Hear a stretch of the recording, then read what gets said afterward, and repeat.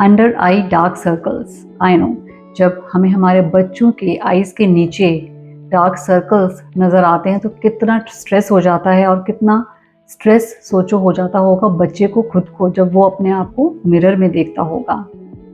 But अगर हमें इसके कॉजेज़ पता हों तो हम इजीली उसका ट्रीटमेंट और प्रिवेंशन कर सकते हैं।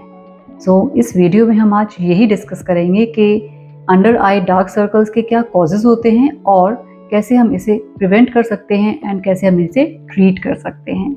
Hi, I am doctor Meenakshi Verma, paediatrician. Under eye dark circles के कॉजेज़ अगर हम सबसे पहले देखें तो इसके मेडिकल कॉजेज़ होते हैं एंड कुछ इसके जनरल कॉजेज़ भी होते हैं। मेडिकल कॉजेज़ में आते हैं जैसे नेज़ल कंजेशन या नेज़ल एलर्जीज़ अगर किसी बच्चे को हो रही हैं तो कंजेशन की वजह से जो ब्लड फ्लो इंक्रीज़ हो जाता है अराउंड द आइज़, उसमें क्या होता है कि बिकॉज अंडर आई जो स्किन होती है वो बहुत ज़्यादा थिन होती है तो उसमें ब्लड वेसल्स का इंक्रीज्ड ब्लड फ्लो हुआ होता है एंड जो ब्लड उससे शाइन करता है through that skin, thin skin, वो हमें डार्क सर्कल्स की फॉर्म में नज़र आता है। So it's not basically the darkening of the skin, it's because of the nasal congestion and the nasal allergies में भी यही फिनोमिना अप्लाई होता है। देन आइज़ की अगर एलर्जी हो रही है तो आई एलर्जीज भी एक और रीज़न है ऑफ डार्क सर्कल्स। बच्चे को एस्थमा की प्रॉब्लम है या एक्जिमा में बच्चे के स्किन की पिगमेंटेशन हो जाती है तो वो भी एक डार्क सर्कल का रीज़न होता है। Then because of vitamin A deficiency, because vitamin A is very essential for the proper development and functioning of the eyes, so इसकी deficiency से भी under eye skin की congestion हो जाती है। Then जो बच्चे एनीमिक होते हैं, हीमोग्लोबिन जिनका कम होता है, उनमें भी congestion in the form of darkening of the under eye skin नज़र आती है because relatively जो बाकी की skin होती है वो pale होती है because of low hemoglobin, तो under eye skin में हमें congestion या डार्कनिंग नज़र आती है। सो ये कुछ मेडिकल रीजंस हैं and last but not the least जो एक अनप्रिवेंटेबल हम कह सकते हैं रीज़न है, दैट इज़ जेनेटिक प्रीडिस्पोजिशन। सो जिनके हेरिडिटरी में डार्क सर्कल्स की हिस्ट्री है, फादर मैटरनल ग्रैंड पेरेंट्स की या पैटर्नल ग्रैंड पेरेंट्स की या ग्रैंड पेरेंट्स की हिस्ट्री है, तो उन बच्चों में भी dark circles as a genetic congenital problem appear हो सकते हैं। अब देखते हैं कि कुछ जनरल कॉजेज़ क्या होते हैं। जनरल कॉजेज़ का पता होना बहुत ज़्यादा इंपॉर्टेंट है बिकॉज ये ईजिली प्रिवेंटेबल हैं, ईजिली ट्रीटेबल हैं।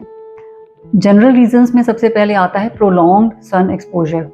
Yes, because of prolonged exposure to sunlight भी ये डार्क सर्कल्स अपीयर हो जाते हैं बिकॉज अंडर आई स्किन की पिगमेंटेशन हो जाती है। Next, it can be because of poor sleep wake cycle. देखिए, बच्चे का वेकअप का टाइम तो फिक्स होता है बिकॉज स्कूल जाना होता है, बट तो हमें क्या चेंज करने की ज़रूरत होती है, उसका स्लीपिंग टाइम। सो अगर स्लीपिंग टाइम बच्चे का बहुत लेट है, सो एक इनएडिक्वेट स्लीप होने की वजह से भी अंडर आइज़ की स्किन बहुत ज़्यादा डार्क हो जाती है एंड वो स्वेलिंग भी उसमें आ जाती है, तो एक डार्क सर्कल्स की अपीयरेंस होनी शुरू हो जाती है। To much of salty food, yes, to much of salty food खाने से भी डार्क सर्कल्स अपीयर हो जाते हैं।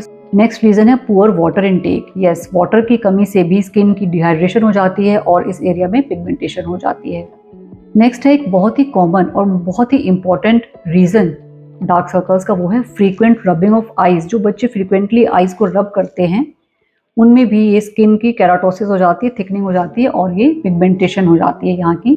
सो ये भी एक रीज़न है, बहुत ही important and very very easily preventable एक रीज़न होता है। नेक्स्ट, एक पोस्ट इंजरी इफेक्ट। किसी को यहाँ पे चोट लगी है तो उसकी वजह से जो ब्रूज बनता है because of the subcutaneous haematoma, उसकी वजह से भी कुछ टाइम तक टेम्परेरीली डार्क सर्कल की अपीयरेंस हो जाती है। तो ये थे डार्क सर्कल्स के ऑलमोस्ट ऑल द कॉजेज़ जो हमने डिस्कस कर लिए हैं। अब इन्हीं के बेसिस पे आइए हम देखते हैं इनकी ट्रीटमेंट और प्रिवेंशन क्या करनी होती है।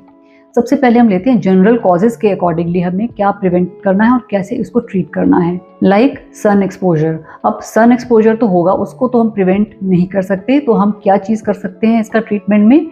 Applying the sunscreen. Yes, sunscreen apply करना बच्चों में भी रिकमेंडेड है। बियॉन्ड 6 मंथ्स ऑफ एज हम हर बच्चे में सनस्क्रीन इनफैक्ट हमें करना चाहिए अप्लाई। सो बच्चों के लिए आते हैं फिजिकल सनस्क्रीन्स और मिनरल बेस्ड सनस्क्रीन्स, तो वो बेस्ट होते हैं एंड वो हार्मलेस भी होते हैं। So whenever the child goes to school, before leaving for school एक सनस्क्रीन अप्लाई करना है one time, and next time कब अप्लाई कर सकते हैं? When they come back from school, और जब उन्हें बाहर खेलने जाना है तो या आउटसाइड कुछ ट्यूशंस में या फिर आउटडोर एक्टिविटी के लिए जाना है तो then after coming back from school भी उनको सनस्क्रीन एक बार और अप्लाई कर देना चाहिए।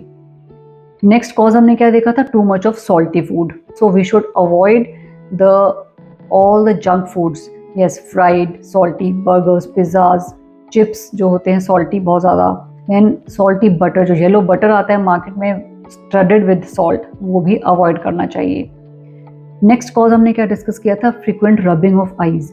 फ्रीक्वेंट रबिंग अगर आइज़ की बच्चा कर रहा है तो प्रिवेंट दैट, उसको डिस्ट्रैक्टेड रखिए या फिर उसका आइज़ का चेकअप करवाइए कि कहीं आइज़ की एलर्जी तो नहीं हो रही जिसकी वजह से उसकी आइज़ में फ्रीक्वेंट इचिंग हो रही है। सो उसका ट्रीटमेंट करवाना बहुत इंपॉर्टेंट है।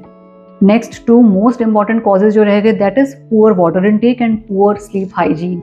यस, एडिक्वेट वाटर इनटेक से हम डार्क सर्कल्स को प्रिवेंट भी कर सकते हैं एंड अगर हो गए हैं तो ठीक भी कर सकते हैं। And proper sleep timings, 9 to 10 PM के बीच में बच्चे को सो जाना चाहिए and then thereafter 8 to 9 hours की उसकी स्लीप होनी चाहिए एट द मिनिमम। तो डार्क सर्कल्स बहुत हद तक प्रिवेंट हो सकते हैं एंड ठीक भी हो सकते हैं। अब देखते हैं treatment for medical causes. So as the medical causes are there, like nasal congestion है तो उसकी ट्रीटमेंट करवानी है, proper decongestant medicine, but not with antibiotics because antibiotics won't help in any way for any of the nasal congestion और allergies. तो congestion and allergies का एक proper treatment आपको डॉक्टर से करवाना है। इनमें से एलर्जी का ट्रीटमेंट इंपॉर्टेंट इसलिए है बिकॉज एलर्जिक जो एंटी एलर्जिक्स हम देते हैं वो 4-5 डेज में एक्ट करती हैं और एक बार एलर्जी ठीक हो जाती है, but more important is their maintenance treatment. उनका maintenance treatment 15 days to 1 month और 2 months और एट मोस्ट 6 months तक भी हमें कई बार देना पड़ता है टू प्रिवेंट द रिकरेंसेस। इसी तरह से अगर आइज़ की एलर्जी है या स्किन की एलर्जी है तो उसका भी प्रॉपर ट्रीटमेंट, प्रोलॉन्ग्ड और मेंटेनेंस ट्रीटमेंट करवाना ज़रूरी होता है। So why am I stressing upon this कि हम लोग ज़्यादातर क्या करते हैं कि एलर्जी बच्चे की ठीक हो गई तो 5-10 डेज़ का ट्रीटमेंट दिया एंड हम अपने आप से मेडिसिन बंद कर देते हैं इन स्पाइट ऑफ दिस कि अभी डॉक्टर ने उसको लंबा देने के लिए कहा होता है। तो ऐसा नहीं करना है, ट्रीटमेंट अगर लंबा बताया गया है तो लंबा ही देना है, right. Then anaemia.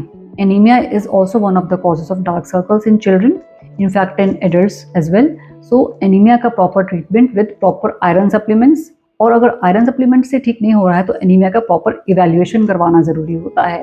And similarly asthma का भी प्रॉपर मेंटेनेंस ट्रीटमेंट होता है जो कि लंबा चल सकता है, 6 महीने से 1 साल से 2 साल तक, तो वो करवाना इज़ वेरी इंपॉर्टेंट। नेक्स्ट है विटामिन ए डेफिशिएंसी। तो विटामिन ए डेफिशिएंसी अगर है तो एक तो विटामिन ए रिच फूड्स बच्चे को खिलाए जाएं जो कि येलो फ्रूट्स एंड वेजिटेबल्स में होता है, एंड विटामिन ए सप्लीमेंट्स भी आते हैं that also should be given. तो आई होप अगर आपके बच्चे में डार्क सर्कल्स अब तक नहीं आए हैं तो please keep on following all these habits जिससे कि उसके आगे भी डार्क सर्कल्स नहीं आए। एंड अगर डार्क सर्कल्स आ गए हैं please be consistent in improving these habits. Please try and follow all these measures and you'll see the difference. Thank you. Bye-bye.